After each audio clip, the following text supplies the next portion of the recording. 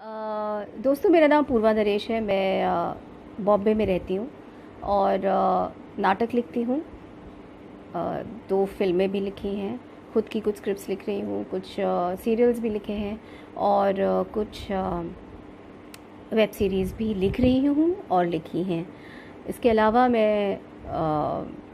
मेरा बचपन जो है वो लखनऊ में बीता है, लेकिन उसके बाद सूरीनाम दक्षिण अमेरिका में एक देश है, वहाँ पर 4 साल मैं रही, वहाँ पढ़ाई की। उसके बाद दिल्ली यूनिवर्सिटी से मैंने इकोनॉमिक्स ऑनर्स किया है। फिर FTII पुणे से मैंने फ़िल्म प्रोडक्शन का कोर्स किया है 2 साल का, और उसके बाद से मैं बॉम्बे में काम कर रही हूँ।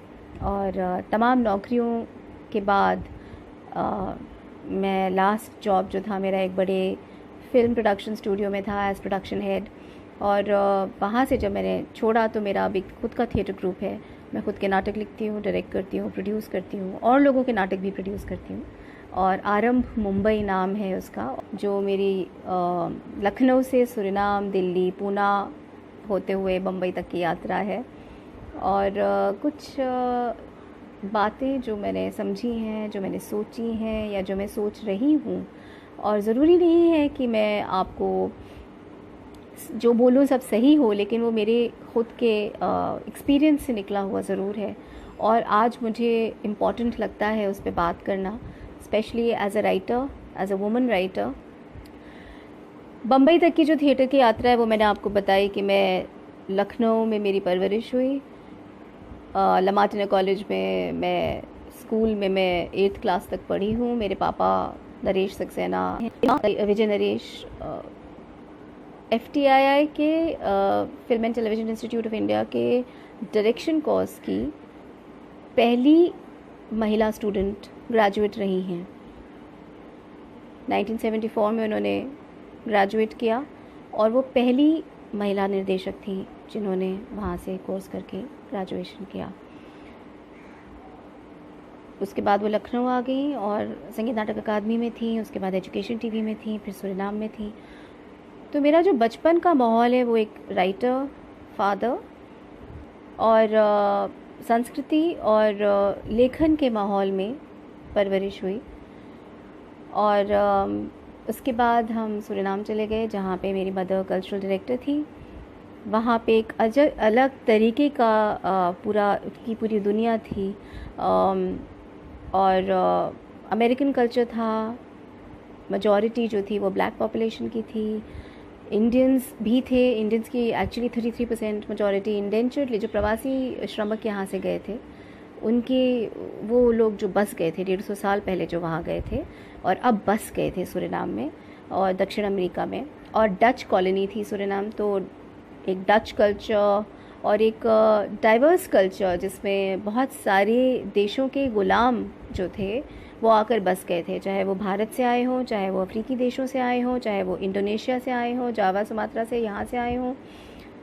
और अमेरिकन्स थे जो वहाँ की ज़मीन का खनन कर रहे थे, मतलब वहाँ से मिनरल निकाल रहे थे। सुरालको नाम की कंपनी थी। और डच जो थे वो उनकी अर्स्टवाइल कॉलोनी थी, लेकिन उनकी रानी अभी भी सूरीनाम की रानी मानी जाती थी। और डेमोक्रेटिकली इलेक्टेड गवर्नमेंट थी। हम हालांकि हमारे रहते वहाँ मिलिट्री कूप भी हो गया था। और तो काफ़ी मतलब विविधता थी। और उसके बाद में जब मैं वापस आई तो मैं दिल्ली में पढ़ी और इंद्रप्रस्थ कॉलेज में। वहाँ से मैं पूना गई। पूना में मैंने 2 साल का film and TV production course किया और उसके बाद मैं बम्बई आ गई। क्योंकि मैंने जो कोर्स किया था वो मैं करने तो गई थी डायरेक्शन का कोर्स अपनी माँ की तरह, लेकिन मुझे वहाँ जाकर पता उस साल क्या हुआ कि डायरेक्शन कोर्स था ही नहीं, सिलेक्शन में ही नहीं था, ऑफ़र ही नहीं किया जा रहा था सिंपल ग्रेजुएट्स को। क्योंकि उस साल मिस्टर भट्ट चेयरमैन बने थे और उन्होंने कहा था कि सिंपल ग्रेजुएट्स को ये डायरेक्शन का कोर्स बहुत कॉम्प्लिकेटेड कोर्स है और अगर आप सिंपल ग्रेजुएट हैं तो आपको ये कोर्स ऑफर नहीं, आप एलिजिबल नहीं हैं इस कोर्स के लिए अनटिल एंड अनलेस आपके पास 5 साल का वर्क एक्सपीरियंस हो, या फिर आपने मास्टर्स इन फाइन आर्ट्स किया हो, या फिर आपने बैचलर्स इन फाइन आर्ट्स किया हो, और या फिर किसी रिलेटेड सब्जेक्ट में, जैसे इकोनॉमिक्स, पॉलिटिकल साइंस, हिस्ट्री, ये सब नहीं। तो उस समय ये कोर्सेज बैचलर्स लेवल पे ऑफर्ड नहीं थे। उस समय ज़्यादातर लोग ऑनर्स के कोर्सेज करते थे या पॉलिटिकल साइंस, हिस्ट्री, आर्ट्स वाले लोग। तो I was not eligible for any of like direction के लिए मैं एलिजिबल नहीं थी, मेरे पास साइंस नहीं थी 12th तक, तो मैं कैमरा के लिए एलिजिबल नहीं थी, मैं साउंड इंजीनियरिंग के लिए भी एलिजिबल नहीं थी क्योंकि बीएससी चाहिए साउंड इंजीनियरिंग के लिए। तो मेरे लिए जो कोर्सेज थे वो थे एक्टिंग, आर्ट डायरेक्शन और एडिटिंग और प्रोडक्शन, ये 4 स्ट्रीम्स थी, जिसमें से मैंने प्रोडक्शन का चुनाव किया क्योंकि वो एक नया कोर्स था। और हमारे यहाँ हमें डांस में एक मैं डांस भी सीखती थी और पखावज भी बजाती थी। तो काफ़ी मतलब 15 साल मैंने सीखा है, शौकिया नहीं मतलब, और मास्टर्स भी किया है म्यूज़िक में। तो जो नटराज हैं उनका वो उसमें खड़े रहते हैं, त्रिभंग की उसमें मुद्रा में होते हैं। मेरी माँ ने समझाया था मुझे कि जो एक पाँव है वो तो धरातल से जुड़ा हुआ है और जो दूसरा पाँव है वो हवा में है और विचरण कर रहा है। तो जो हवा वाला पाँव है वो आर्ट्स को डेफिनेटली डिफ़ाइन करता है कि ये पाँव जो है वो ना ज़मीन पर है ना आसमान पे है, लेकिन वो एक एक्सप्लोरेशन में है उस स्पेस का जो हम एक्सप्लोर नहीं करते नॉर्मली। लेकिन उसको ग्राउंड करने वाला जो पाँव है वो जो ज़मीन पे है पाँव वो है, जो आपका लेफ़्ट पाँव है वो ज़मीन से जुड़ा हुआ है और राइट पाँव जो है नटराज का वो हवा में है। तो जो ज़मीन से जुड़ा हुआ पाँव है वो प्रोडक्शन है, ऐसा उन्होंने मुझे समझाया था तब। क्योंकि प्रोडक्शन के नाम पे मैंने नाक घोंसे कहा था कि ये क्या है, ये मुझे नहीं करना, ये तो नॉन क्रिएटिव फील्ड है, मुझे एडिटिंग करनी है या मैं डायरेक्शन करना चाहती थी। तो उन्होंने कहा कि ये ज़मीन से जुड़ा हुआ पाँव है, ये ज़मीन से जुड़ी हुई स्ट्रीम है प्रोडक्शन, और इसमें लड़कियां कम हैं और इसको तुम पढ़ो। और मैं वहाँ से जब बाहर निकली तो मेरे सामने सबसे बड़ी अड़चन जो आई फिल्म इंडस्ट्री में वो ये थी कि अब मैं जब बाहर निकली प्रोडक्शन करके तो मुझे प्रोडक्शन ही करना था, मैं डायरेक्शन नहीं करना चाहती थी। क्योंकि मैंने डायरेक्शन के असिस्टेंट्स होते थे या प्रोडक्शन के असिस्टेंट्स होते, मतलब प्रोडक्शन करना था इन द सेंस कि जो मेरे सामने नौकरियां थी वो या तो प्रोडक्शन असिस्टेंट की थी या डायरेक्शन असिस्टेंट की थी। ज़्यादातर लोग जो थे वो डायरेक्शन असिस्टेंट्स बनना चाहते थे because they all wanted to become directors. मुझे भी डायरेक्टर बनना था या कहानी करना था, कुछ क्रिएटिव काम करना था, लेकिन पढ़ाई तो मेरी प्रोडक्शन की थी। तो जब मैं बाहर निकली और मैं डायरेक्टर्स के पास प्रोडक्शन का काम मांगने जाती थी तो मुझे 2 बातें ज़रूर सुनने को मिलती थी, और वो थी कि आप तो लखनऊ से हैं, आप गाली कैसे देंगी, प्रोडक्शन तो बिना गाली के मानता नहीं है, जब तक आप चिल्लाएंगी नहीं लोगों पे तब तक वो काम नहीं करेंगे, तो आप तो मतलब जब तक मुंह खोलेंगी तो आपके मुंह से तो फूल झड़ेंगे। एक स्टीरियोटिपिकल इमेज थी ये लखनऊ वालों की, औरत होने की भी नहीं, उसके बाद औरत होना आता था कि पहले तो क्या आप लखनऊ की हैं तो आप गाली नहीं देंगी, दूसरी आप औरत हैं तो आपसे आपकी तो क्या ही सुनेंगे, जो मतलब ज़्यादातर क्रू जो है वो आदमियों का होता है, तो वो क्यों आपकी बात सुनेंगे और कैसे आप उनके ऊपर डंडा बजाएंगी, आपसे नहीं होगा प्रोडक्शन। और हम आपको सीनियर पोजीशन तो दे नहीं सकते, आपको आते ही एक जूनियर पोजीशन पे काम करना पड़ेगा। तो आप और आपका काम है डिसिप्लिन का, आपका काम है लोगों के बिल चेक करना, आपका काम है करना, आपका काम है इंतज़ाम करना, आपका काम है कि ये देखना कि लोग टाइम पर आ रहे हैं शूटिंग पे कि नहीं, तो आप कैसे करेंगे। तो ये जो अड़चनें थी ये यहाँ से शुरू हुई, और उसमें लखनऊ होना भी दिक्कत दे गया और औरत होना भी दिक्कत दे गया। लेकिन जब ऐसे ही सुधीर मिश्रा जी के पास में गई थी और उन्होंने मुझसे ये सवाल किया था तो मैंने कहा था कि सर लेबर से बात सिर्फ हुड़क के ही नहीं की जाती, लेबर से अगर आप बात अच्छे से करेंगे तो भी वो काम करेंगे। हुड़क के तो उनसे बात की जाती है जो कुर्सियों पे बैठकर चाय और सिगरेट पीते रहते हैं, और उस समय इत्तेफाकन वो चाय और सिगरेट ही पी रहे थे कुर्सी पर बैठकर। तो मेरी बात सुनकर वो मुस्कुराए और उन्होंने कहा जाइए देखिए क्या कर सकती हैं आप, मैं आपको ज़रूर हायर करता हूँ, देखें आप कैसा प्रोडक्शन करती हैं। तो वहाँ से शुरुआत हुई, क्योंकि सुधीर मिश्रा ने मेरा तंज समझा, तंज समझने की तमीज़ उनको थी। उनको इस बात की भी तमीज़ थी कि लेबर से सिर्फ हुड़क के बात नहीं की जाती, उनको इस बात की भी तमीज़ थी कि एक औरत का औरत होना सिर्फ उसकी कमज़ोरी नहीं मानी जा सकती। तो एक अच्छी शुरुआत थी उनके साथ, और फिर वहाँ से जो हुआ वो हुआ, मतलब मैं फिर आगे काम करती रही। फिर मैं उस समय मुक्ता आर्ट्स बहुत बड़ा प्रोडक्शन हाउस था, तो वो नया काम कर रहे थे और नई नई फिल्में बना रहे थे, तो मैं मिस्टर सुभाष घई के पास भी गई काम करने के लिए। उनकी प्रोडक्शन की टीम सारी मर्दों की थी और उनके घर के मर्द थे वो। जाहिर सी बात है उन मर्दों को पसंद नहीं आया, और जाहिर सी बात ये भी है कि मिस्टर घई की खुद की पर्सनल इमेज ऐसी थी कि एक तिरछी मुस्कुराहट लोगों के चेहरे पे आ जाती थी, और वो बात करते समय कहते थे, अच्छा घई साहब को असिस्ट कर रही हैं, अच्छा प्रोडक्शन में कर रही हैं, अच्छा उनके पर्सनल असिस्टेंट नहीं हैं आप। एक गंदा लगता था। ये भी लगता था कि लोग बिल्कुल अटकलें लगा लेंगे इस बात की कि आप अगर महिला हैं और एक सक्सेसफुल डायरेक्टर को असिस्ट कर रही हैं, तो मतलब काजल की कोठरी से बेदाग नहीं निकला जाता, एक बहुत पुराना मुहावरा है। तो वो दाग लग रहे थे और अजीब भी लगता था कि मतलब दोस्त भी ऐसे ही सोचते होंगे। बहुत सारे लड़के थे साउंड इंजीनियर्स जो दोस्त थे उस समय, आज भी दोस्त हैं। मुझे लगता था कई बार कि क्या सोचते हैं, क्या ये मतलब इनको क्या लगता है कि मैं 3 बजे जब स्टूडियो में जाती हूँ, सुबह के 3 बजे रिकॉर्डिंग होती है, क्योंकि मिस्टर ए आर रहमान रात में ही काम करते हैं, वो रात को गाना रिकॉर्ड करते हैं, और 3 बजे मुझे स्टूडियो में जाना होता है सुबह, और मिस्टर घई भी आते हैं।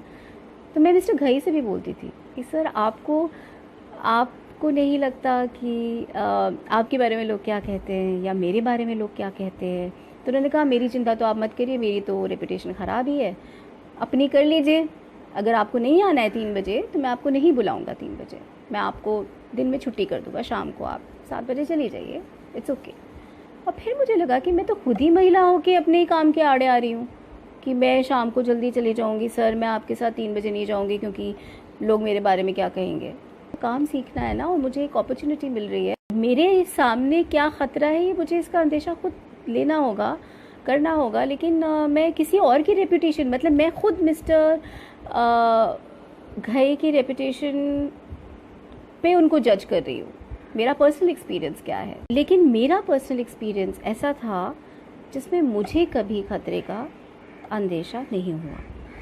मैं इसमें ये भी नहीं कहूँगी कि इसमें मेरा कोई क्रेडिट था कि मेरा बिहेवियर ऐसा था या मैं कुछ ज़्यादा अच्छे आचरण की महिला थी कि उन्होंने मेरे साथ ऐसा कोई बदतमीज़ी का प्रस्ताव मेरे सामने नहीं रखा या कभी मुझे आर्म ट्विस्ट नहीं किया। मैंने सोचा इसके बारे में मीटू के समय कि ऐसा क्यों नहीं हुआ मेरे साथ, और मेरे पास ऐसी कोई कहानी क्यों नहीं है। संयोग है शायद, मेरी प्रिविलेज है शायद, मेरी प्रिविलेजेस बहुत काम करती हैं। आप कौन से कहाँ से आ रहे हैं, आपकी प्रिविलेज आपको कितना कॉन्फिडेंस दे रही है, आपके दोस्त कौन हैं। शायद मेरे दोस्त जो थे वो ज़्यादातर टेक्नीशियंस थे, और वो टेक्नीशियंस इंस्टीट्यूट से ही आते थे, FTII से ही आते थे। All powerful man in that organisation were not, वो मुझसे पंगा नहीं लेते थे, उनको ज़रूरत नहीं समझी, कभी उन्होंने इंटरेस्ट नहीं आया मुझ में, मैं नीरस थी, मुझे नहीं पता क्या था वो। और मैंने इसके बारे में सोचती हूँ कई बार कि ऐसी कोई कहानी मेरे पास क्यों नहीं है कि मेरा एक्सप्लॉयटेशन, मुझे ऐसा लगा हो कि कोई मेरा एक्सप्लॉयटेशन कर रहा है, और औरतों को ऐसा लगा है।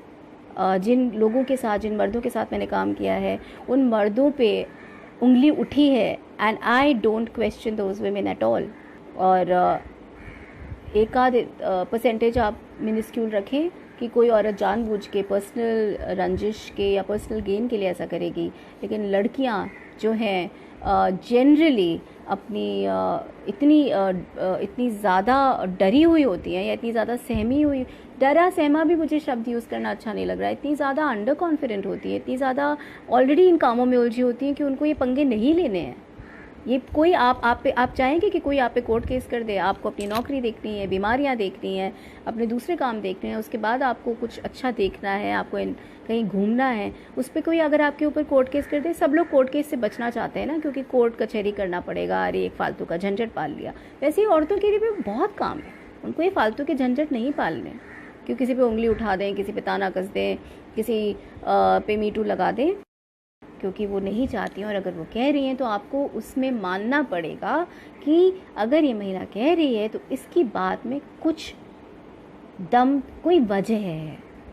अब उसके बाद आप उस वजह का आकलन कैसे करते हैं और उससे कैसे डील करते हैं, क्योंकि मी टू का एक वो ये है कि वो उसमें प्रूफ नहीं है। 5 साल बाद वो ऐसी बातें सोसाइटी के सामने रख रही है जिससे सोसाइटी अनकंफर्टेबल आज भी होती है। उसकी कोई वजह होगी तो मन पड़ेगी, और उसको उसका एक स्टडी, एक आकलन करना ज़रूरी है कि ये इतने बड़े स्तर पे अगर ये हो रहा है औरतों के साथ, तो ये हो रहा है। भले वो पर्टिकुलर आदमी कर रहा है कि नहीं कर रहा है, लेकिन ये मर्द कर रहे हैं, क्योंकि हम एक पेट्रियार्कल सोसाइटी में रहते हैं, और हमारा जो सोसाइटी है वो हज़ारों साल पुरानी है, और ये हज़ारों साल की सोच है जिसने हमारे सौंदर्य शास्त्र को भी गढ़ दिया है, हमारे आसपास का लिटरेचर भी गढ़ दिया है, हमारे आसपास की हिस्ट्री भी वैसे ही गढ़ी गई है। तो हम औरत होकर भी उस पेट्रियार्की, उस पितृसत्तात्मक सोच के थ्रू आए हैं, तो हमारी कंडीशनिंग भी हो चुकी है। ममता होती है और वो इतनी सुंदर होती है मन से, तन से ना भी हो तो मन से, और इतनी विनम्र होती है, और इतनी मतलब पता नहीं क्या होती है, औरत देवी होती है। ये हमारे अंदर कूट के भर दिया गया है कि औरत देवी होती है, और देवी बनाने के बाद उससे वो उम्मीदें करना जो एक इंसान से पॉसिबल नहीं है, वो उस पर जो थोपा गया है देवी होने के बाद। तो the point I am trying to make is कि पेट्रियार्कल कंडीशनिंग से कोई कितना भी आप इवॉल्व हो जाएं, अभी बहुत टाइम लगेगा हमको। इसके लिए हमारी पूरी हिस्ट्री को पढ़ने का नज़रिया चेंज करना पड़ेगा। उसके लिए हमें मी टू पे विश्वास करना पड़ेगा कि जब वो पावर लेते हैं तो वो एक पेट्रियार्कल अंडरस्टैंडिंग से लेते हैं, और जो टूल्स ऑफ पावर हैं या जो tools of execution of power हैं वो एक पितृसत्तात्मक सोच से आते हैं, और हमें वही मिले, औरतों को भी वही मिले। तो अगर मैंने एक नाटक लिखा था संपत पाल पे, अगर संपत पाल लाठी उठाती है तो वो भी वायलेंस के थ्रू अपना पावर इस्टेब्लिश कर रही है या पुश बैक कर रही है। अगर वो पुश बैक भी कर रही है तो औरतों को लाठी चलाना सिखा रही है। क्यों लाठी चलाना सिखा रही है? क्योंकि हमें सिखाया यही गया है, बताया यही गया है कि प्रकृति ने आपको कमज़ोर बनाया है मर्द के मुकाबले। तो अगर हमें ये 1500 साल है, जितने भी 1000 साल हमारी सभ्यता है, आप हमें बोलते चले आ रहे हैं आप कोमल हैं, आप कमज़ोर हैं, प्रकृति ने आपको बच्चा पैदा करने के लिए आपको ऐसा बनाया है क्योंकि आपके अंदर सृजन है, तो इसलिए आप घर के अंदर रहीं और आदमी बाहर शिकार करने गया, और इसके लिए आप क्योंकि आपके अंदर बच्चा था, आपको बच्चे को बचाना था, तो आप घर के अंदर रहीं। तो हम इतने साल से घर के अंदर रहे, इसलिए तो हम कमज़ोर हो गए, प्रकृति ने हमको वैसे ढालना शुरू कर दिया। और उसके बाद फिर अगर हमारे बच्चा नहीं होता तो आप हमें कह देते हैं ये तो औरत ही नहीं है। तो क्या हुआ फिर उस नैरेटिव से, जिसने हमारी सृजन की शक्ति को इतना दैवीय बना दिया कि जिस औरत के बच्चा नहीं हुआ फिर वो उस मापदंड से गिर गई नीचे और वो ख़त्म हो गया। फिर आपने उसका रिवर्स कर दिया। हमारा जो सौंदर्य शास्त्र है उसमें भी औरत को प्रकृति की उपमा दे दी है, क्योंकि प्रकृति सृजन करती है। प्रकृति तो बहुत महान चीज़ है,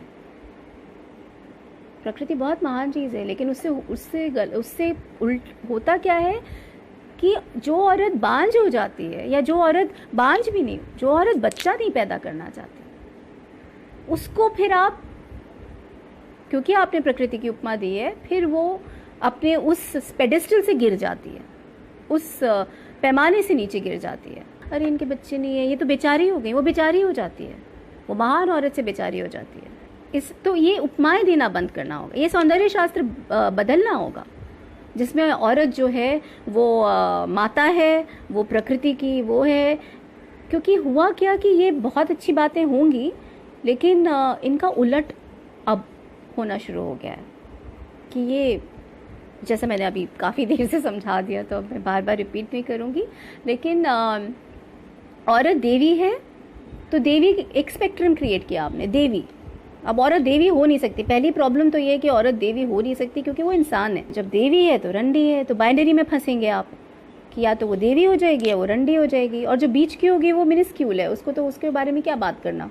सौंदर्य शास्त्र तो दो उपमाओं को लेके काम करेगा ना, दो स्टैंडर्ड्स को लेके काम करेगा, एक्सट्रीम्स को लेके काम करेगा। तो वो या तो देवियों की बात करेगा या रंडी की बात करेगा।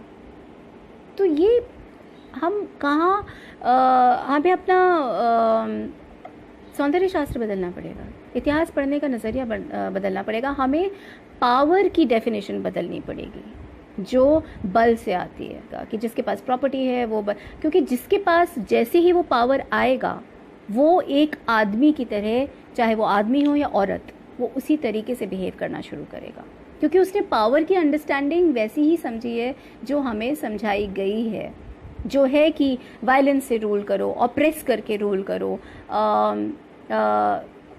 एक दबंग व्यक्ति की तरह, चाहे मर्दानी, खूब लड़ी मर्दानी, वो तो झांसी वाली रानी थी, कितनी सुंदर लाइंस हैं, बहुत सुंदर लाइंस हैं, लेकिन कितना बड़ा उनमें एक कंडीशनिंग झलकती है कि जब एक औरत लड़ती है तो वो मर्दानी हो जाती है, क्योंकि वो मर्द से लड़ रही है और उसने वैसे ही लड़ना सीखा है, उसे समझ में आ गया है जिसके पास लाठी है उसके पास बल है, और जिसके पास बल है उसके पास पावर है। और जब वो खुद एक गैंग की लीडर बनती है तो उस पर जो आरोप आते हैं, जो आज मतलब पब्लिक डोमेन में है, मैं उन पे संपत पाल पे कोई लांछन नहीं लगा रही हूँ, लेकिन जो पब्लिक डोमेन में इन्फॉर्मेशन है वो ये कि उनका ग्रुप दो भागों में बट गया इतना पॉपुलर होने के बाद, क्योंकि उन पे उन्हीं के ग्रुप ने लांछन लगाया कि वो पैसों की गड़बड़ी कर रही थी। वो ग्रुप को बहुत तानाशाही के साथ चला रही थी, और उनकी अपने नेपोटिज्म था उनका, भाई भतीजावाद से चला रही थी। क्योंकि जब औरत पावरफुल हो जाएगी, आप औरत को पावर दे दीजिए, आप कहिए ठीक है हम इस विरुद्ध इसको ख़त्म करते हैं और हम औरत को पावरफुल बना देते हैं, इक्वली पावरफुल बना देते हैं, लेकिन औरत भी पावरफुल होने के बाद पे काम करेगी जिस पे पुरुष करते चले आए, क्योंकि बनाए तो उन्होंने ही है पावर स्ट्रक्चर्स किसने बनाए? मर्दों ने, या पितृसत्तात्मक सोच ने बनाया। तो औरत भी उसमें, तो इन मानकों को ही हमें क्वेश्चन करना पड़ेगा, क्योंकि ये पेट्रियार्की ने हमको दिए हैं। जून पोएटिस है, लिबरल है और पेजेंट क्लास को बिलोंग कर, और जो यूसुफ शाचक हैं वो राजा हैं और वो से आते हैं, मोनार्की की प्रथा से आते हैं और राजा बने हैं, उनको तो विरासत में मिला है, मिली है राजगद्दी कश्मीर की। और जून शादीशुदा हैं, डिवोर्सी हैं, फिर उनको यूसुफ शाचक मिलते हैं, दोनों में प्रेम हो जाता है। और यूसुफ शाचक, और ये हम अकबर कालीन की बात कर रहे हैं, तो उस समय यूसुफ शाचक उनको ब्याह के लिए आते हैं और वो अपने उन डिफरेंसेस को कैसे पाटते हैं, ये बहुत ही इंटरेस्टिंग पर्सनल इमोशनल स्टडी है। उसके बाद अकबर आते हैं और अकबर कश्मीर को धोखे से जीत लेते हैं, क्योंकि यूसुफ शाचक के साथ वो एक पैक्ट करते हैं, एक ट्रीटी करते हैं कि तुम राज करोगे, लेकिन अब 3-4 शर्तें हमारी माननी पड़ेंगी कि खुतबा हमारे नाम का पढ़ा जाएगा, डायनेस्टी आपकी चलेगी और नाम आपका रहेगा और आप राजा रहेंगे।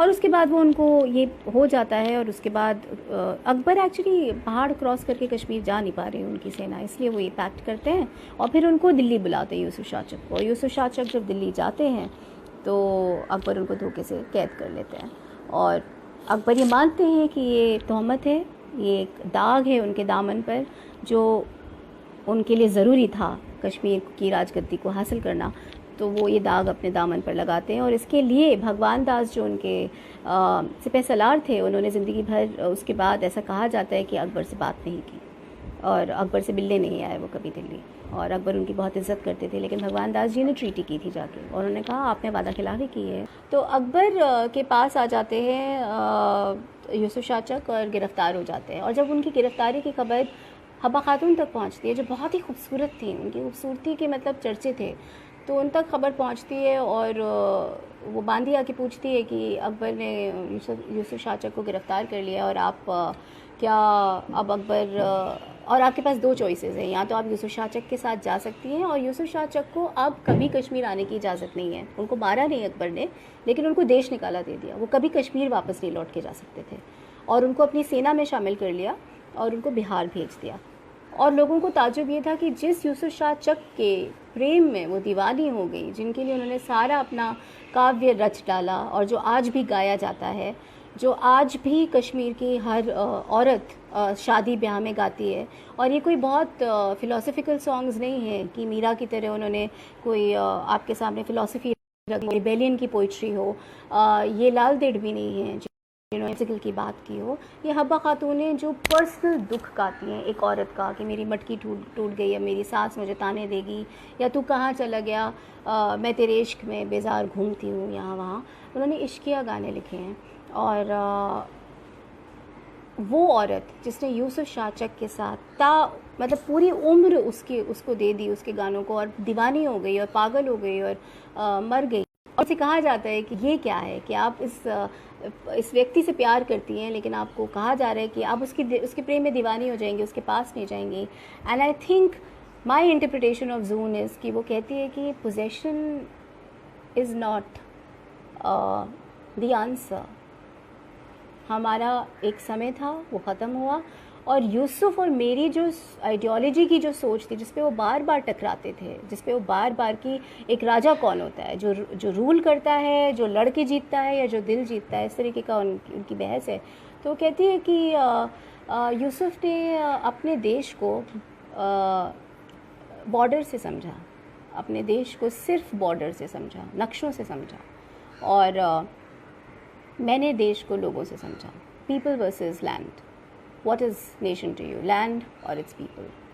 तो मैंने लोगों से समझा, मैंने लोगों से प्रेम किया है। यूसुफ ने राजा होने के नाते, मैंने पोएट होने के नाते लोगों से प्रेम किया है, इसके कल्चर से प्रेम किया है। तो यूसुफ से देश छूट सकता है क्योंकि वो नक्शों से समझता है देश को, मैं लोगों से समझती हूँ, मुझसे देश नहीं छूट सकता, मैं देश नहीं छोड़ सकती, मैं बोली से समझती हूँ। She stayed back. She was not only rejecting, I think, the idea of power, idea of possession. She was also trying, वो कोशिश कर रही थी कि वो एक नई definition गढ़ें उस समाज की जिसमें जो हिम्मत है और पावर है वो किसी और तरीके से भी हासिल की जा सकती है, rather than कि आप रानी बन जाएं या आप पोजेशन से लें उसको कि ये मेरे हक की चीज़। रिलेशनशिप पे भी चीज़ों को ओन करने की कोशिश करते हैं कि तू मेरा मैं तेरी। ये हमें ऐसी ही तो प्रेम कहानियाँ अक्सर सुनाई जाती हैं कि तू मेरा मैं तेरी, और मैं तेरे प्रेम में फना, तू मेरे प्रेम में फना। ओनरशिप जो आदमी से आई है, क्योंकि आदमी ने पहले ज़मीन पे पोजीशन किया। जब उसने खेती करनी शुरू की, पहले जानवर उसका होता था, जिसने मारा हो जानवर उसका, जिसने खेती की जानवर, ज़मीन उसकी, जिसने घर बनाया वहीं से आया, ज़र जोरू ज़मीन। तो ये मेरा है, ये बच्चा मेरा है। शादी कैसे आई, मोनोगमी क्यों आई? एक सोच है ये कि मेरे पास प्रॉपर्टी है, मुझे इसका वारिस चाहिए। अब वारिस तो मेरा है कि नहीं मैं कैसे बोलूँ आदमी होके, क्योंकि बच्चा तो औरत के पेट में है। मुझे तो डीएनए टेस्ट करना पड़ेगा ना अपनी वो प्रूफ करने के लिए, और बच्चा मेरा है इसके लिए मैं डीएनए टेस्ट करूँगा। औरत को तो पता है कि बच्चा उसके पेट से आया है, तो उसी का है। तो ये औरत की खूबी है जिसको उसकी कमज़ोरी बना दिया गया कि अब तुम्हारी कोख में सिर्फ मेरा ही बच्चा पैदा होगा, इसके लिए तू सिर्फ मेरी और मैं सिर्फ तेरा, ऐसा हो सकता है। तो वहाँ से मोनोगमी आई, वहाँ से शादी, वहाँ से बच्चा। ज़रूरी क्यों है बच्चा? कि प्रॉपर्टी किसको जाएगी? प्रॉपर्टी कहाँ से आई? ओनरशिप से आई। ओनरशिप का मामला है ये। सो ये बहुत सारे धागे उलझ गए हैं, उलझे हुए होते ही हैं। किसी भी नैरेटिव का एक धागा सिंपल नहीं होता। लेकिन मुझे ऐसा लगता है कि इनका अवलोकन दोबारा करना है, इनका आकलन दोबारा करना है, इनको समझना है कि कहाँ पे घुसी हुई है कंडीशनिंग। पेट्रियार्की की कंडीशनिंग औरतों में भी है और आदमियों में भी है। वो पावर के कॉन्स्ट्रक्ट्स में है, वो ओनरशिप के कॉन्स्ट्रक्ट्स में है। मतलब एक वो होता है कि हम सुंदर नहीं होना चाहते या हम सुंदर होना चाहते हैं खुद के लिए, पर हम खुद के लिए भी उसी तरीके से सुंदर होना चाहते हैं जिस सुंदरता को हमने पढ़ लिया है। की बड़ी आँखें हों, कजरारी आँखें, मैंने भी काजल लगाया हुआ है, गुलाबी होंठ हो, मैंने गुलाबी लिपस्टिक भी लगाई हुई। तो हम खुद के लिए भी जब सुंदर होना चाहते हैं तो भी हम उसी तरीके से सुंदर होना चाहते हैं जो हमें सिखाया दिया गया है इतने सालों के सौंदर्य शास्त्र ने, कि औरतें ही ज़्यादा औरतों को एक्टिंग के ही काम ज़्यादा क्यों मिलते हैं, टेक्निकल काम क्यों नहीं मिलते। इसमें मैं एक एग्जांपल देना चाहती हूँ। मेरी माँ जब डायरेक्शन के कोर्स के लिए गई FTII, तो फर्स्ट ऑफ ऑल तो वो एक आदर्श पत्नी बनना चाहती थी। ऐसा नहीं था कि वो बहुत ही बोल्ड और मॉडर्न महिला थी, लेकिन उनके साथ एक इतिहास उनका जो था वो ये था कि उनकी जो माँ थी वो बैठक सिंगर थी, मतलब राजे रजवाड़ों में जाके क्लासिकल गाती मेरी नानी। और उस समय ऐसी औरतों को, ऐसे कलाकारों को जो राजे रजवाड़ों में, महिला कलाकारों को जो राजे रजवाड़ों में जाके गाते थे, उनको तवायफ 1947 इंडिपेंडेंस के टाइम पे जो महिलाएं आगे आई वो सब मिडिल क्लास औरतें थीं, उनके पास बनारसी साड़ियाँ नहीं थीं जैसे तवायफ, तो बहुत लेवल्स पे वो काम बना। और मेरी माँ तवायफ की बेटी का स्टिग्मा लेकर आई थी और वो सोसाइटी में ब्लेंड होना चाहती थी। उनसे शादी करने वाले मेरे फादर इंजीनियर थे और मेरे फादर जब उस मोहल्ले में बारात लेके गए थे तो न्यूज़ में आया था कि एक बदनाम मोहल्ले में एक इंजीनियर, युवा इंजीनियर जो है वो बारात लेकर गया, और कितनी बड़ी उसने पहल की। और ये बात वाकई में बहुत खूबसूरत बात थी, क्योंकि मेरे पेरेंट्स एक दूसरे से को जानते थे, पसंद करते थे, शादी में रुकावटें थी। पर आई ऑल्सो थिंक कि मेरी माँ को कैसा लगा होगा पढ़ के, बदनाम मोहल्ला, वो बदनाम मोहल्ले की बेटी थी, स्टिग्मा जानती थी, पढ़ के तो ख़राब ही लगता होगा ना। मेरी नानी को कैसा लगता होगा? मेरी नानी जो हर समय अपने आप को ये प्रूव करने में लगी रहती थी कि मैं तवायफ हूँ लेकिन मैं नाचती नहीं हूँ, मैं गाती हूँ। अरे आप नाच लेती तो आप और बड़ी कलाकार हो जाती। पर उनका पूरा स्ट्रगल इस बात पे था कि मैं सस्ती बंदिशें नहीं गाती, मैं तो चीप ठुमरी भी नहीं गाती। But why? मतलब आज मैं मेरी नानी की तवायफ होने को एम्पावरमेंट समझती हूँ कि कितनी बोल्ड महिला थी, कितनी खूबसूरत थी, कितनी मतलब कितना उन्होंने अर्जित की थी ख्याति, कितनी चीज़ें उनके पास, कितनी सुंदर मतलब साड़ियाँ थी जो उन्होंने अपनी मेहनत के पैसे से ख़रीदी थी। अब वो साड़ियाँ मतलब उस समय वो सूती साड़ी क्यों नहीं पहनती थी वो एक दूसरी बहस है, लेकिन एक औरत, और 17 साल की थी आई थिंक जब when she had my mother, Nizam को धता बता के आई थी जो उनसे शादी करना चाहते। तो खैर वो मेरी नानी की कहानी है। फिर मेरी मम्मी आई, और मेरी मम्मी एक आदर्श पत्नी, क्योंकि वो पूरा रोमांटिक नैरेटिव तो वही है कि आप एक बहुत आदर्श पत्नी भी बने, तो वो हमेशा चाहती थी कि वो आदर्श पत्नी बने और किचन में भी खाना बनाए और ऑफिस भी जाएं और बच्चे भी पालें और सुपर वुमन बन जाएं। सो माय फादर, मेरे पापा उनको यही समझाने की कोशिश करते थे कि ये तुम्हारा ख़त्म नहीं हुआ, तुम इसे एम्पावरमेंट की तरह लो कि तुम कितनी मजबूत औरत की बेटी हो। तो आज मैं कहना चाहती हूँ कि जितनी भी लड़कियों को ये स्टिग्मा दिया जाता है कि आपके 10 अफेयर हैं और आपकी 10 तरीके के किस्से कहानियाँ हैं आपके बारे में, आपकी अश्लील फ़ोटोग्राफ्स हैं हमारे पास जो हम साझा कर देंगे इंटरनेट पे, मैं उन सब औरतों से कहना चाहती हूँ कि हक से कहिए, कर दीजिए। 10 अफेयर हैं तो हैं, 10 लोग हमसे इश्क करें, ये हमारी काबिलियत है, क्या हमारी नाकाबिलियत है कि 10 लोग हमसे इश्क करते हैं, या हम 10 लोगों से इश्क करने का मात्रा रखते हैं?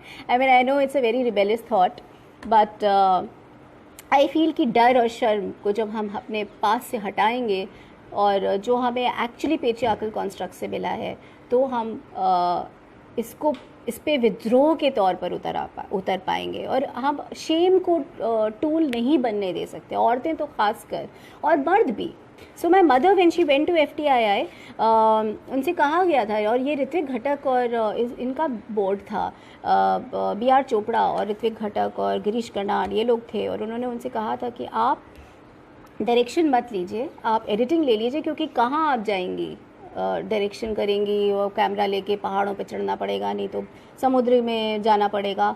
और आप तो शादीशुदा महिला भी हैं, तो आप क्यों जाना चाहती हैं डायरेक्शन में? और आप एडिटिंग कर लीजिए, साउंड इंजीनियरिंग कर लीजिए, साउंड रिकॉर्डिंग। आप तो रेडियो में उद्घोषिका हैं, आप रेडियो का जॉब कर लीजिए। आप मतलब शूटिंग मुश्किल हो जाएगा आपके लिए, डायरेक्शन मत करिए। वो बाहर आई, मेरे पापा से बात की और वापस गई इस डिसीजन के साथ, जो दोनों का डिसीजन था मेरे पेरेंट्स का, कि करना है तो डायरेक्शन करना है, वरना नहीं करना है। जब उन्होंने वापस जाकर ये बात बोली कि मुझे सिर्फ डायरेक्शन करना है और अगर आप नहीं दे सकते तो मत दीजिए, उनको डायरेक्शन में सिलेक्ट किया गया। और उसके बाद वो पहली महिला डायरेक्टर वहाँ से निकली और उन्होंने बॉम्बे में कमर्शियल इंडस्ट्री में काम नहीं किया। उनकी अपनी लिमिटेशंस थी, उनके अपने रीजंस थे। वो अपने पति, मेरे फादर यूपी में पोस्टेड थे, तो वो अपनी पति के साथ रहना चाहती थी और कभी उनको उन पे थोपी नहीं चॉइसेस की, नहीं तो मुंबई ही जाओ। उनको अपनी एजेंसी दी and I think that was the most empowering thing that he could do to himself. अपनी खुद के लिए उनके लिए बात बहुत अच्छी थी कि उन्होंने किसी को एजेंसी दी कि तुम्हें बम्बई जाना है तो तुम बम्बई जाओ, तुम्हें लखनऊ में रहना है तो तुम लखनऊ में रहो। मेरी माँ अहमदाबाद चली गई और वहाँ पे वो अपने 2 बैचमेट्स जो मर्द थे उनके साथ एक घर में रहती थी और my father accepted that and why should he not have. मतलब ऐसा नहीं है कि उन्होंने कोई परमिशन दी, परमिशन देने की एजेंसी उनकी नहीं थी मेरे ख्याल से, लेकिन उन्होंने उसको एक्सेप्ट किया एज अ कपल, दोनों ने उसको एक्सेप्ट किया, कभी क्वेश्चन नहीं किया। तो बहुत खूबसूरत, मेरा तो बहुत ही खूबसूरत रिश्ता रहा है इक्वालिटी के साथ, जेंडर इक्वालिटी के साथ। मैं मानती हूँ कि relationship is a daily plebiscite. तो रोज़ एक समझौता होता है आपका अपने पार्टनर के साथ कि आज हम कहाँ पहुँचे, आज हम कितना हारे और कितना जीते, आज हम किस समझौते पर हैं, आज हमें कौन सी नई चीज़ों पर समझौता करना पड़ेगा। तो अगर ऐसा होता नहीं है कि आप 35, 40, 50 साल अगर आप सोचते हैं और अगर आप जूझ रहे हैं और अगर आप हिम्मती हैं, तो आप अपनी पर्सनल रिलेशनशिप्स में भी प्रॉब्लम्स को फेस करेंगे और उनका सामना करेंगे, उनसे बचेंगे नहीं और उनको ट्रेडिशनल नैरेटिव के अंदर ढांकेंगे नहीं। आप सामना करेंगे, आप बात करेंगे और आप एक समझौते पे पहुंचेंगे और वो समझौता आपकी उस दिन के बाद की रिलेशनशिप की नई शुरुआत होगा। So that's my history and I think मेरे पेरेंट्स ने बहुत ही खूबसूरत हिस्ट्री मुझे दी है। दोनों ही बहुत प्रोग्रेसिव थिंकर्स थे। अब मैं लिखने की बात पे आती हूँ, जो मैं एक 2-3 टेस्ट हैं। एक टेस्ट होता है जो इसका सही प्रोनाउंसिएशन मेरे ख्याल से बेक्टेल वॉलिस टेस्ट है और इस टेस्ट को मैंने इसके सारे पॉइंट्स, हाँ, इस टेस्ट को जो है वो 1985 में ये आया था। एक अमेरिकन जो कार्टूनिस्ट थी, गे थी, वॉलिस उनकी पार्टनर थी, बेक्टेल उनका नाम था, तो सरनेम्स थे उनका और वर्जिनिया वुल्फ की राइटिंग से एक टेस्ट आया था 1985 में। 3 मानक थे कि आपकी कथा में, कहानी में, फिल्म में अगर 2 औरतें हैं और उनकी बातचीत है तो वो बातचीत किसी मर्द के बारे में नहीं होनी चाहिए। अक्सर हमारे टीवी सीरियल्स इस पे फेल हो जाते हैं। 2 औरतें लड़ाई करेंगी तो एक आदमी के लिए, उनकी सारी जो पॉलिटिक्स है वो किसी का प्रेम पाने के लिए होगी। ऐसा नहीं कि किसी आदमी, मतलब प्रेम के लिए होगी, वो प्रेम किसी मर्द से ही किया गया होगा। तो 2 औरतें किसी मर्द के अलावा या तो अपने बॉस के बारे में बात कर रही होंगी, या अपने लवर के बारे में बात कर रही होंगी, बॉयफ्रेंड के बारे में, पति के बारे में, या फिर सास के बारे में, जो एक पेट्रियार्कल कॉन्स्ट्रक्ट है क्योंकि पावर उसने मर्द से ही सीखा है। तो 2 औरतें जो हैं वो एक दूसरे से बात करें, ऐसा एक सीन है क्या फिल्म में या स्क्रिप्ट में या कहानी में, और वो बातचीत किसी मर्द के बारे में ना हो। जो 2 औरतें बात कर रही हैं उनके नाम होने चाहिए स्क्रिप्ट में। मतलब ऐसा नहीं कि कोई पार्टी का सीन है और 2 अनाम औरतें बात कर रही हैं और आप कहें कि हाँ ये 2 औरतें अपना कुछ बात कर रही हैं कि कहीं घूमने गई थी तो ये हुआ वो हुआ। नहीं, उस सीन का एक सिग्निफिकेंस होना चाहिए, उस सीन के कैरेक्टर्स के नाम होने चाहिए और उस सीन से अगर आप उस औरत को उस सीन को हटा दें तो फिल्म में कोई फ़र्क पड़ना चाहिए या कहानी में कोई फ़र्क पड़ना चाहिए। ये 3 बातें जो हैं ये होनी चाहिए और एक सीन ऐसा कहानी में होना चाहिए। इसके बाद इसमें और सुधार होता गया। साथ ही साथ ये भी आया है कि जो औरतों का कैरेक्टर है वो किसी पुरुष के नैरेटिव आर्क को सपोर्ट करने के लिए नहीं खड़ा किया गया हो। फॉर एग्ज़ाम्पल कि ये दिल जला है, इसकी प्रेम कहानी इसलिए सुनानी ज़रूरी थी कि ये दिल जला हो गया और अब ये क्रिमिनल बन गया, या ये दिल जला हो गया तो अब इसने विद्रोह कर दिया। तो लड़की की कहानी ख़त्म हो गई और नायक की कहानी इम्पॉर्टेंट हो गई। और लड़की की कहानी इसलिए बतानी ज़रूरी थी क्योंकि वो नायक की कहानी को सपोर्ट करती है। तो विमेन एज सपोर्टिंग कैरेक्टर्स, तो ये नहीं होना चाहिए। एक कहानी औरत की, एक ऐसा कैरेक्टर औरत का ज़रूर होना चाहिए जिसमें जिसका खुद का एक आर्क हो। हमें उस कैरेक्टर में सिर्फ उस कैरेक्टर के लिए इंटरेस्ट हो, इसलिए इंटरेस्ट नहीं हो कि वो किसी और, उसकी खुद की लव स्टोरी हो, अपनी लव स्टोरी की सुपरस्टार हो। उसमें एक आदमी हो सकता है लेकिन वो आदमी की कहानी कहने के लिए कैरेक्टर ना रचा गढ़ा गया हो। ये एक उसमें सुधार हुआ। और ऑफ कोर्स कि किसी भी औरत को, अगर आप औरत की कहानी हटा दें तो क्या वो किसी पुरुष की कहानी हो सकती है? जो अक्सर फिल्म इंडस्ट्री में होता है कि यार ये हीरो आजकल होने लगा है कि यार ये हीरो ओरिएंटेड स्टोरी थी, अब औरत प्रधान कहानियाँ बहुत आने लगी हैं तो हम क्या इसको विमेन ओरिएंटेड कर देते हैं, क्या फ़र्क पड़ेगा, थोड़ा सा फेरबदल करनी होगी तो हम इसे वुमेन ओरिएंटेड कर देंगे। उससे क्या होगा? उससे वो औरत पुरुष जैसी हो जाएगी, पितृसत्तात्मक सोच की कैरेक्टर हो जाएगी। सो काफ़ी सूक्ष्मता से सोचना पड़ता है कि आप जब कैरेक्टर को पुरुष कर देंगे तो क्या होगा, और जब एक्टर को स्त्री कर देंगे, कैरेक्टर को स्त्री कर देंगे तो क्या होगा। इतना आसान नहीं होना चाहिए रिप्लेस कर देना। That's one. जैसे हमारी बहुत सारी फिल्में आई थी ना, ज़ख्मी शेर, जिसमें एक औरत का रेप हो जाएगा फिर वो जाके उन मर्दों का खून करेगी। तो औरत इतनी पावरफुल है, एक तरीके से तो ये विमेन एम्पावरमेंट की कहानी भी मानी जा सकती है कि एक औरत इतनी पावरफुल है कि वो 3-4 मर्दों का कत्ल कर दे क्योंकि वो तो बेबस और असहाय और अबला नारी है। लेकिन दूसरी तरफ वो उसी तरीके से बिहेव कर रही है जैसे एक मर्द बिहेव करता है, जैसे उसका हस्बैंड बिहेव करेगा कि तूने मेरी बीवी का रेप, मैं जाके तेरी बैंड बजा दूँ। तो आपने वायलेंस से ही तो रिएक्ट किया और आपने उन्हीं टूल्स को ले लिया। ये बात मैं बार बार कहती हूँ कि ये टूल्स जो है ये पेट्रियार्की के हैं। औरत का किरदार एक प्रॉब्लम को, एक अगर वो फेमिनिस्ट किरदार है तो वो उस प्रॉब्लम को किस तरीके से अप्रोच करेगा, ये सोचना मुश्किल काम है क्योंकि हम सबको एक कंडीशनिंग में, विरासत में मिली हुई है पेट्रियार्कल सोच। सो ये टेस्ट्स हैं। इसके बाद बहुत सारे टेस्ट्स आ गए, सेंसिटिविटीज़ बढ़ती गई हैं, पॉलिटिक्स में नए नैरेटिव्स आते गए। तो रिट्स टेस्ट आया जो मुस्लिम माइनॉरिटी जहाँ पे हैं उनकी रिप्रेजेंटेशन के बारे में है कि ऐसा नहीं हो कि हर मुसलमान को आप आतंकवादी दिखा दें या हर मुसलमान की दाढ़ी दिखा दें या हर मुसलमान औरत बुर्के में हो। इस तरीके की जो हम स्टीरियोटाइपिंग करने लगते हैं कि दाढ़ी है तो मुसलमान है, मतलब इस तरीके की स्टीरियोटाइपिंग से हम बचें, इसके लिए रिड्स टेस्ट बनाया गया।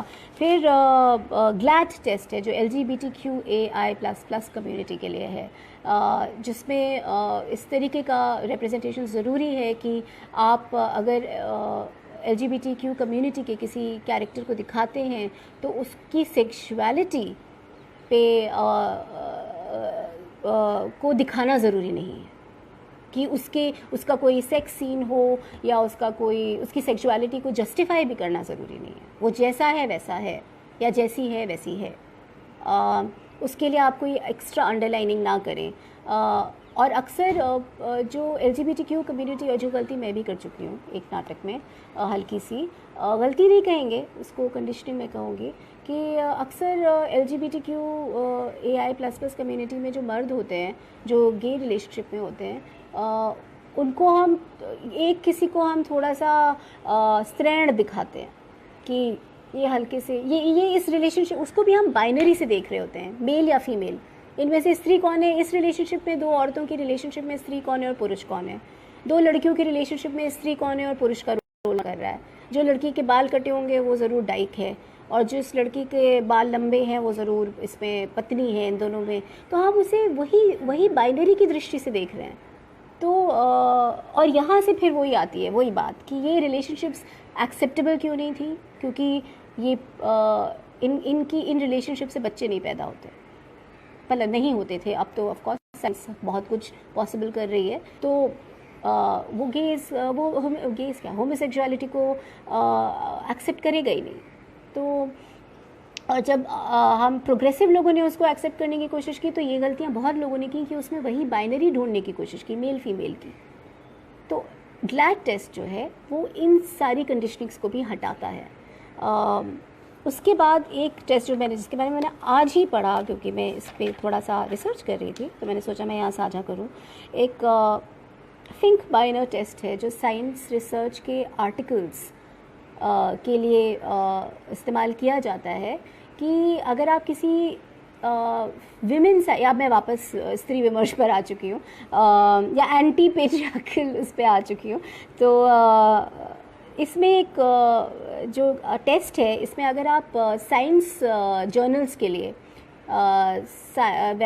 साइंटिस्ट औरतों के बारे में लिख रहे हैं, तो आपको इन चीज़ों के बारे में ज़रूर ध्यान रखना होता है कि आप ये ना लिखें, मतलब उस पर ज़ोर मत दीजिए कि ये स्त्री है लेकिन ये साइंटिस्ट है। उसके हस्बैंड के जॉब के बारे में कि इनके हस्बैंड ये काम करते हैं, ये साइंटिस्ट है और हस्बैंड ये काम करते हैं, कि हस्बैंड थोड़े कम पढ़े लिखे हैं या और ज़्यादा पढ़े लिखे हैं। हस्बैंड के बारे में के जॉब के बारे में कोई बात ना करें। ये बात ना करें कि कितनी इनके बच्चों की देख रेख कैसे होती है जब ये ऑफिस जाती हैं। चाइल्ड केयर अरेंजमेंट्स के बारे में बात ना करें। वो कितनी उनके अंदर कितनी ममता है, वो कितनी नर्चरिंग रोल्स में हैं कि वो सारा घर पालती हैं और पूरे घर का ध्रुव हैं और एंकर करती हैं पूरे घर को। इस तरीके के रोल्स में उनको विमेन साइंटिस्ट्स को ना बांधा जाए, और उनके अगेंस्ट क्या कंपटीशन है और किस तरीके की उनको विषम परिस्थितियों का, और ख़ासकर मर्दों के साथ उनको किस तरीके की। आप उनके साइंस अचीवमेंट्स के बारे में बात करिए। आप बिल्कुल इसमें मत जाइए कि वो स्त्री होते हुए भी साइंटिस्ट हैं या कितना बड़ा उन्होंने काम कर दिया, और वो महिला होते हुए भी, शादीशुदा महिला होते हुए भी घर भी संभालती हैं और साइंस के रिसर्च भी संभालती हैं। इस सब में मत जाइए। साइंटिस्ट हैं, साइंस पे क्या काम कर रही हैं उसके बारे में लिखिए। जैसे मेरी माँ, वो इस बात का शिकार थी कि उनको सब करना था, घर भी पालना था और ऑफिस भी करना था, और मतलब सोसाइटी में उनको एक बहुत ही रिस्पेक्टेबल इमेज भी चाहिए थी और चरित्र पे हनन भी नहीं चाहिए था। और जब वो टूल्स उनके अगेंस्ट इस्तेमाल किए गए, क्योंकि किए जाते हैं, एक औरत के अगेंस्ट आप सबसे बड़ा क्या बोल देंगे कि इसके तो 10 अफेयर हैं, इसलिए ये तो इसलिए सक्सेसफुल है। ये बोलना पेट्रियार्की की सोच है, और औरतें भी बोलती हैं। ऐसा नहीं है कि सिर्फ मर्द बोलते हैं, औरतें औरतों के लिए ऐसी बात करती हैं, क्योंकि वो खुद पेट्रियार्की की शिकार है ना, उसी सोच की शिकार है। तो रोती थी मेरी माँ, रो रो के डायबिटीज़ बढ़ गई। So she was also a victim of her own imaging. I am also a victim. ऐसा नहीं है कि मैं कोई बहुत उस पर आ गई हूँ, लेकिन मजबूत तो होना पड़ेगा, चाहे वो मर्द हो या औरत हो या वो किसी और जेंडर से आइडेंटिफाई करते हो, क्योंकि आपको रिलीजन ने पेट्रियार्की में बांधा है, मेल फीमेल में बांधा है आपको। So you will have to, all your constructs are patriarchal. लेकिन बहुत लोगों से मैं ये सवाल पूछती हूँ कि विमेन सेंट्रिक फिल्म्स कौन सी हैं जिनमें बहुत की बात होती हो, तो बधाई हो का नाम आता है।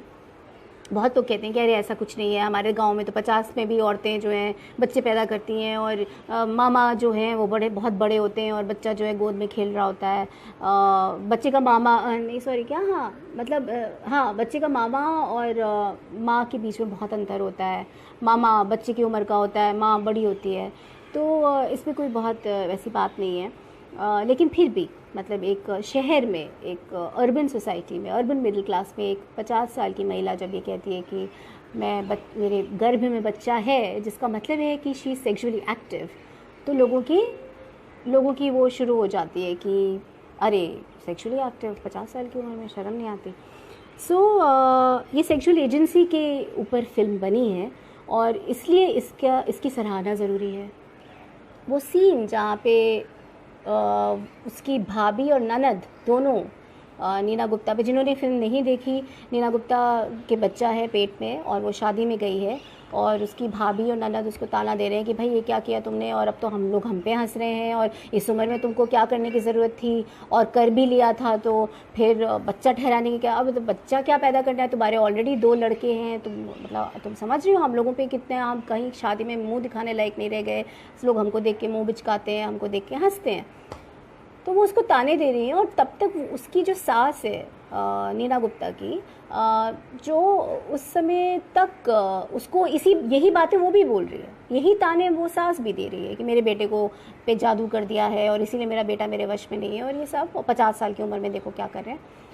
तो वो सास उस समय उसके फेवर में खड़ी हो जाती है, अपनी बहू के फेवर में खड़ी हो जाती है और अपनी बेटी और अपनी छोटी बहू को बोलती है कि हटो तुम लोग यहाँ से, तंग मत करो, और क्या तुम लोग उसको बोल रहे हो, और जब मैं बीमार पड़ी थी तो वो तुम लोग तो आए नहीं थे, वो आई थी और हॉस्पिटल की फ्लोर पे कंबल डाल के उसने सो रही थी और घर नहीं गई, और उसने मेरी कितनी सेवा की है, तो उसको कोई कुछ नहीं बोलेगा।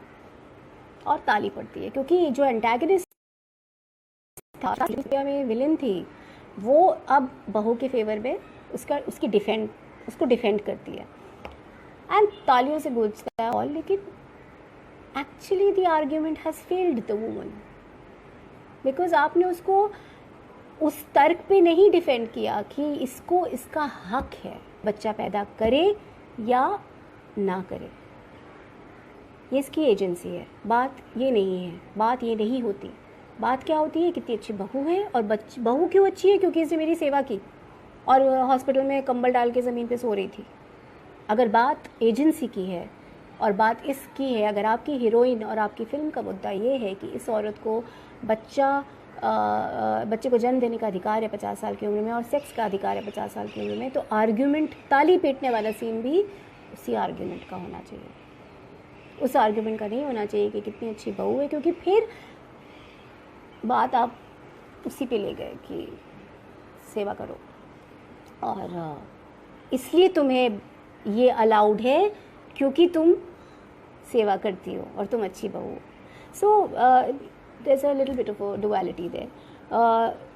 उसी तरीके से गली बॉय करके एक फिल्म आई थी जिसमें आलिया भट्ट एक मुसलमान लड़की हैं और जैसे कि मुसलमान लड़कियां अक्सर दिखाई जाती हैं, वो थोड़ी दबंग हैं, पढ़ना चाहती हैं और वो पहनती है, हिजाब पहनती है शायद, लेकिन तू तड़ाक करके बात करती है, दबंग लड़की है। उसके बॉयफ्रेंड पे कोई एक मोहल्ले की एक दूसरी लड़की है जो उसके बॉयफ्रेंड के साथ फ्लर्ट कर रही है, तो वो जाती है और उस लड़की को मतलब उससे खूब जूता पैजार करती है और उसको मारती है सड़क पे, और मतलब दबंगई से पूरा उसको धराशायी कर देती है कि तूने मेरे बॉयफ्रेंड पे नज़र कैसे डाली। तो एक तेज़ तर्रार मुसलमान लड़की जिसका पोर्ट्रेयल कॉन्जर्वेटिव ट्रेडिशनल मुसलमान यूजुअल पोर्ट्रेयल से अलग था जी, बहुत दबंग, बहुत अच्छी बात थी ये कि वो उस मानक को तो तोड़ता था कि ये लड़की जो है ये स्टीरियोटाइप्ड नहीं है,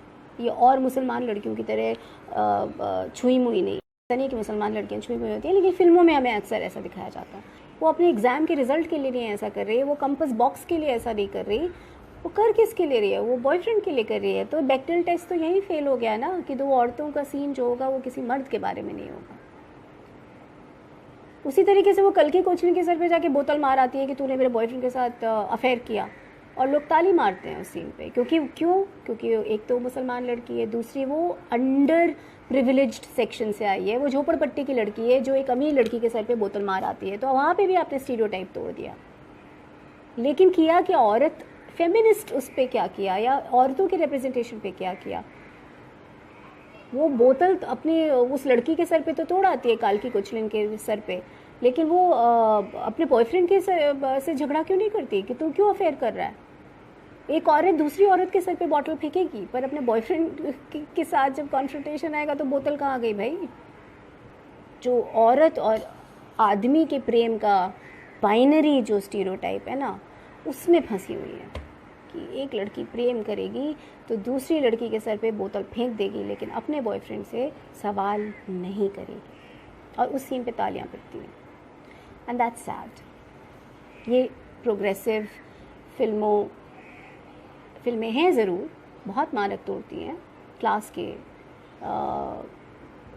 रिलीजियस माइनॉरिटीज़ के रिप्रेजेंटेशन पे, लेकिन औरतों के रिप्रेजेंटेशन पे नहीं तोड़ पाती। मर्दानी फिल्म, ये तो नाम पे ही फेल है। मतलब एक दबंग पुलिस ऑफिसर जो मर्दों की तरह काम करती है, तो आपने तो फिर उसको अप्रोप्रिएट ही कर लिया ना। गुलाबो सिताबो अभी एक फिल्म आई, बहुत लोगों ने देखी नहीं होगी तो मैं उसके बारे में बात नहीं करूँगी, लेकिन अगेन वुमेन रिप्रेजेंटेशन के बारे में बात है कि बहुत स्ट्रॉन्ग वुमेन रिप्रेजेंटेशन, जो अपना टूल अपनी उसके पास उसका शरीर है एज अ टूल, वो उसको यूज़ कर रही है। वो जाती है बाबू से, कहती है आजा मुझे कमरे में मिल ले और कागज़ दे दे मुझे घर के, क्योंकि मेरा घर ज़रूरत है। तो लेकिन वो विक्टिम की तरह नहीं अप्रोच कर रही कि हाय मैं अबला नारी और क्या करती तो मुझे उसकी। She is not a victim, she is not interested in being portrayed as a victim. और ये उसका एम्पावरमेंट है। वो काम गलत कर रही होगी, गलत क्या मतलब, वो एक एक्सप्लॉयटेशन का शिकार है।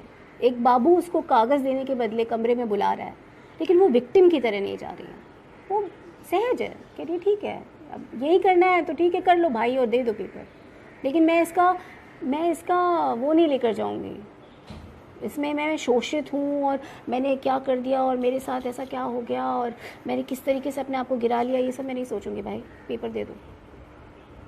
और वो सीन बहुत सुंदर है क्योंकि वो बाबू खुद ही असमर्थ है और नहीं उसका शोषण कर पाता, और she is a strong character, very nice character. लेकिन जिस कैरेक्टर की तारीफ़ है, जो एक बूढ़ी महिला हैं उसमें, जो बेगम हैं, और उनकी तारीफ़ है कि वो अंत में मतलब अपनी हवेली अपने पति के नाम नहीं करती हैं, अपने आशिक के नाम कर देती हैं, तो वो एक और आदमी की तरह ही सोचती हैं अपनी हवेली के बारे में। जब उनको हवेली मिल जाती है, हवेली का अधिकार मिल जाता है, तो एक पितृसत्तात्मक सोच के उसमें ही सोचती है कि भाई ये हवेली मेरी है, मैं चाहे जिसको दूँ। हवेली ओनरशिप्स के एंगल से आती हैं, जो एक पेट्रियार्कल सोच है, और वो हवेली एक अमीर आदमी को 1 रुपये में बेच देती है। भाई क्यों बेच देती है 1 रुपये में, क्यों? आशिक तो पैसे दे सकता है, और आशिक वो है जो घर जवाई नहीं बना, जिसने बहुत साल पहले वो लंदन चला गया, और जो व्यक्ति घर जवाई बना उसको नहीं दी उन्होंने हवेली, जो उनके साथ जिसने जर्नी की उन्होंने हवेली उस व्यक्ति को दी जिसने उनका साथ नहीं दिया और उसको 1 रुपये में बेच दी। I think it again subverted itself somewhere. दो उसमें बहुत खूबसूरत बातें हैं फिल्म में, और बहुत ही खूबसूरत दुनिया है एक, और हमको ये समझने की ज़रूरत है कि हम कहाँ फेल होते हैं और हम कहाँ उसी चीज़ के शिकार हो जाते हैं, क्योंकि हम, जैसे मैंने पहले कहा, हमारा सौंदर्य शास्त्र जो है वो पूरा पेट्रियार्कल है, तो हमें बहुत मुश्किल है, उससे बहुत जूझना पड़ेगा और सबको जूझना पड़ेगा।